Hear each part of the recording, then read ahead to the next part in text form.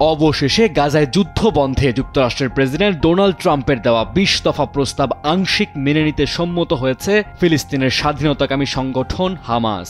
হামাসের এই সিদ্ধান্তকে স্বাগত জানিয়ে ইসরায়েলকে অবিলম্বে গাজায় বোমাবর্ষণ থামাতে বলেছেন ট্রাম্প। ডোনাল্ড ট্রাম্প শুক্রবার হামাসকে তার প্রস্তাব মেনে নেওয়ার সময়সীমা বেঁধে দেন। তিনি বলেন, রোববার যুক্তরাষ্ট্রের স্থানীয় সময় সন্ধ্যা ৬টার মধ্যে প্রস্তাব মেনে নিতে হবে, নয়তো হামাসকে নরক যন্ত্রণা ভোগ করতে হবে। এর কয়েক ঘন্টা পর হামাস এক বিবৃতিতে আংশিকভাবে প্রস্তাব মেনে নেওয়ার ঘোষণা দেয়। বিবৃতিতে বলা হয়, জীবিত ও মৃত সব জিম্মিকে মুক্তি দিতে রাজি আছে হামাস। প্রস্তাবের কয়েকটি গুরুত্বপূর্ণ শর্ত নিয়ে আরও আলোচনার দাবি জানিয়েছে তারা।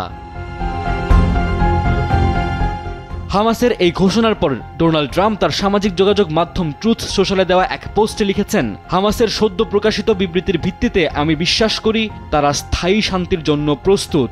ইসরায়েলকে অবিলম্বে গাজায় বোমাবর্ষণ বন্ধ করতে হবে, যাতে আমরা জিম্মিদের নিরাপদে ও দ্রুত মুক্ত করতে পারি। চলমান হামলা ও সংঘাতের মধ্যে জিম্মিদের মুক্তি করা অত্যন্ত বিপজ্জনক বলেও উল্লেখ করেছেন ট্রাম্প।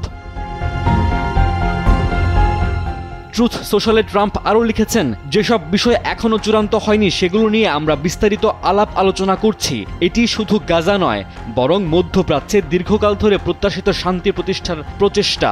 এদিকে বন্দি বিনিময় রাজি হলেও গাজার ভবিষ্যৎ শাসন ব্যবস্থা ও ফিলিস্তিনি জনগণের অধিকার সম্পর্কিত অন্যান্য বিষয় নিয়ে হামাস আরও আলোচনা করতে চায়। সংগঠনটি বলছে, বিষয়গুলো নিয়ে আলোচনা চলছে। গাজার শাসনভার একটি স্বাধীন ফিলিস্তিনি সংস্থার কাছে হস্তান্তর করতে চায় তারা। এই সংস্থা ফিলিস্তিনি জাতীয় ঐকমত্য এবং আরব ও ইসলামী বিশ্বের সমর্থনের ভিত্তিতে গঠিত হবে।